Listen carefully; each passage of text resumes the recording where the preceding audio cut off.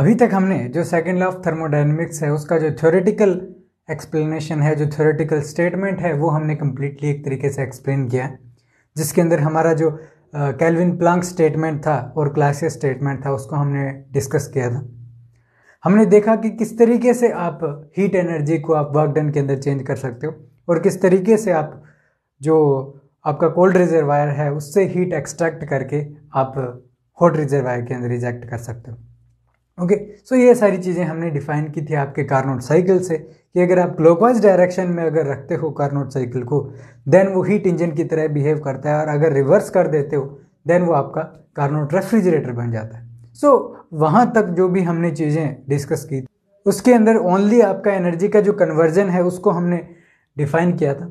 Okay, अब हम चाहेंगे कि आपका जो सेकेंड लॉ ऑफ थर्मोडायनेमिक्स है क्या उसका कोई मैथमेटिकल एक्सप्रेशन भी होगा।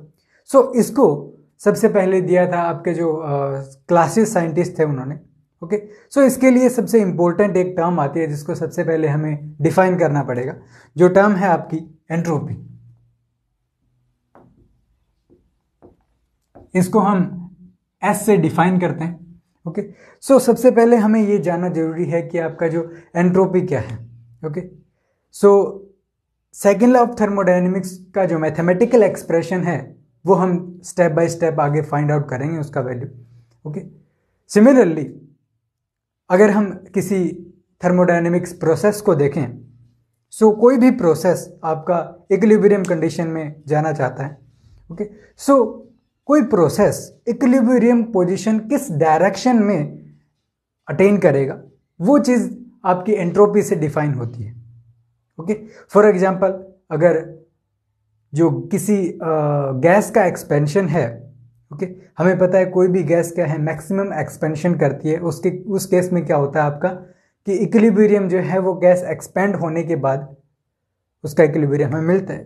तो इट मीन्स वहाँ पर जो एक्सपेंशन है उसको हम जो आपका एंट्रोपी है उससे डिफाइन करेंगे। ओके, और ये जो एंट्रोपी है ये दो चीज़ों को डिफाइन करेगा, ये सबसे इंपॉर्टेंट पॉइंट है यहाँ पर। फर्स्ट पॉइंट आता है आपका सेकेंड लॉ ऑफ थर्मोडायनेमिक्स। इसका जो मैथमेटिकल एक्सप्रेशन है उसको हम डिफाइन करेंगे।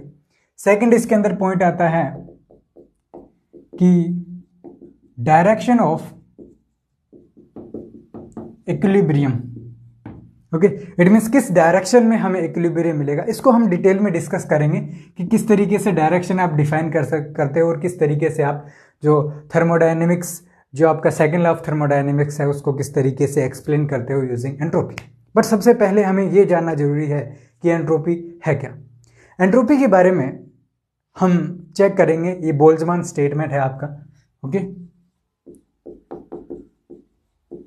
बोल्ट्जमान स्टेटमेंट क्या कहता है कि it is nothing but molecular disorder.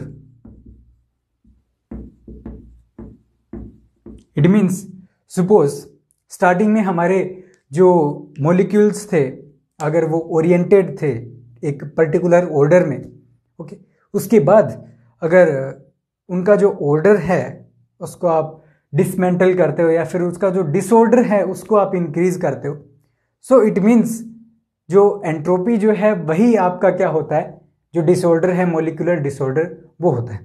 Okay, it means किसी सिस्टम में, किसी थर्मोडायनेमिक सिस्टम में कितना डिसऑर्डर है मॉलिक्यूल्स का वही उसका एंट्रोपी होता है। ओके, इस चीज़ को हम चेक करेंगे, इसको एक्सप्लेन करेंगे, इसको एक तरीके से प्रूफ करेंगे कि मॉलिक्यूलर डिसऑर्डर ही एंट्रोपी क्यों होता है। ओके, बट उसके लिए हमें क्या मैथमेटिकल जो एक्सप्रेशंस हैं उनको चेक करना पड़ेगा step by step. Okay, so ये भी एक इंपॉर्टेंट पॉइंट है।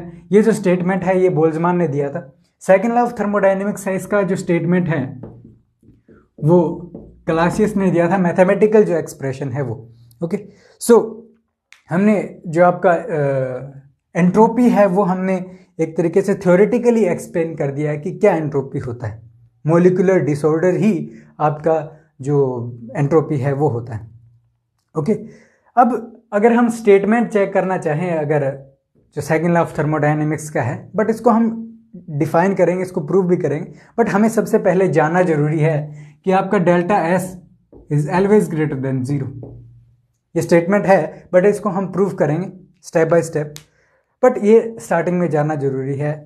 फॉर एग्जाम्पल अगर आप सेकेंड टर्म को डिफाइन करना चाहो कि डायरेक्शन ऑफ इक्विलिब्रियम, सपोज हमारे पास एक गैस था, ये हमारे पास गैस है, हमने इसको क्या है एक्सपेंड किया, सो इसका वॉल्यूम जो है वो इंक्रीज हो जाएगा, मॉलिक्यूल्स के बीच का जो गैप है वो आपका इंक्रीज हो जाएगा।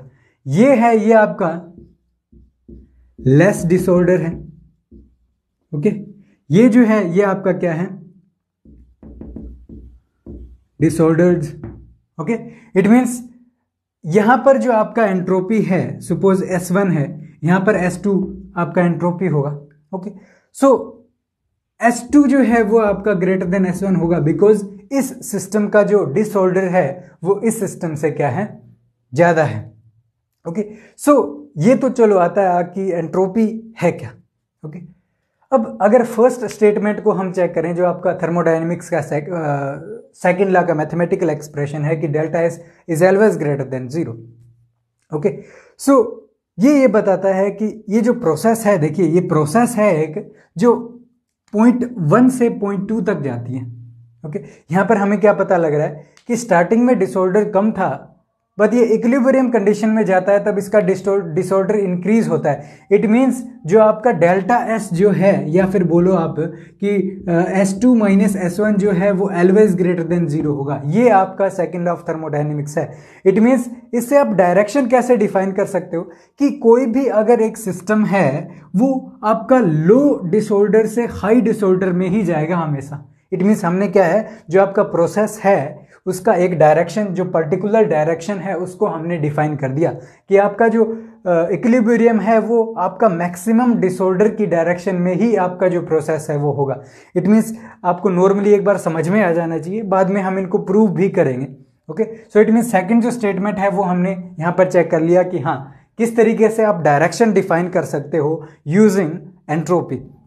ओके, और सेकेंड लॉ ऑफ थर्मोडायनेमिक्स को भी हम प्रूव करेंगे एंट्रोपी से कि एंट्रोपी है क्या, उसको भी चेक करना पड़ेगा सबसे पहले। ओके, उसका मैथमेटिकल एक्सप्रेशन फाइंड आउट करेंगे एंट्रोपी का, बट इसका एक्सप्रेशन हम बाद में स्टेप बाय स्टेप करेंगे। थर्ड पॉइंट है कि बोल्ट्जमान ने बताया था कि हाँ डिसऑर्डर है, कोई प्रॉब्लम नहीं है, मॉलिक्यूलर डिसऑर्डर ही आपका जो एंट्रोपी है वो होता है। जैसे हमने यहाँ पर डिफाइन किया था कि यहाँ पर जो सेपरेशन है मॉलिक्यूल्स के बीच का वो कम है, इट मीन्स ये आपका लेस डिसऑर्डर्ड है। और सिमिलरली इसके बीच में जो सेपरेशन है वो ज़्यादा है, इट मीन्स यहाँ पर जो आपका डिसऑर्डर है वो ज़्यादा होता है। ओके, सो ये तो आप बात आता है कि आपका जो एंट्रोपी है वो क्या होता है, उसका थ्योरेटिकल जो एक तरीके से डेफिनेशन था वो हमने कवर किया। अब ये हमें चेक करना पड़ेगा कि आप इसको किस तरीके से फाइंड आउट कर सकते हो किसी सिस्टम के लिए। ओके, सो यहाँ पर एक इम्पोर्टेंट पॉइंट भी आता है कि we can't measure it for any system. Okay, like temperature. For example आप टेम्परेचर को थर्मोमीटर की हेल्प से मेजर करते हो, बट एंट्रोपी को आप नहीं कर सकते। इसको हम चेक भी करेंगे कि क्यों नहीं कर सकते। सिर्फ ये एक क्या है, मैथमेटिकल टूल है। Okay, just a mathematical tool.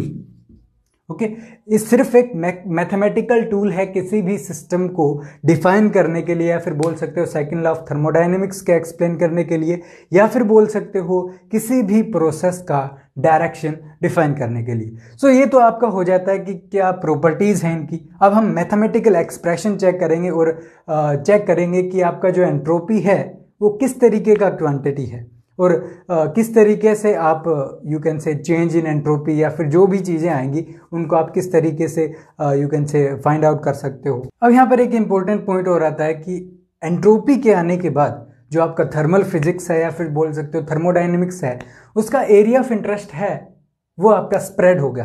क्यों? बिकॉज सबसे पहले हमने थ्योरेटिकल एक्सप्लेनेशन दिया था आपके सेकेंड लॉ ऑफ थर्मोडायनेमिक्स का, जिसके अंदर सिर्फ हमने जो एनर्जी का कन्वर्जन है ओके उसको हमने ओनली डिफाइन किया था। बट एंट्रोपी को एक्सप्लेन करने के बाद हम किसी भी प्रोसेस के डायरेक्शन को डिफाइन कर सकते हैं। और डायरेक्शन डिफाइन करना यानी आप उस प्रोसेस का प्रोबेबिलिटी बता सकते हो किसी पॉइंट के ऊपर कि हाँ कितना प्रोबेबिलिटी होगा इस पर्टिकुलर डायरेक्शन में। ओके, सो प्रोबेबिलिटी जो है वो आप इंट्रोड्यूस करते हो स्टैटिस्टिक्स में। ओके, सो यहाँ से आपका जो स्टैटिस्टिक्स है उसके साथ भी आपका थर्मोडायनेमिक्स है वो एक तरीके से रिलेशन बनाता है, जिसकी वजह से जो एरिया ऑफ इंटरेस्ट है वो आपका इंक्रीज हो जाता है स्टैटिस्टिक्स के साथ। ओके।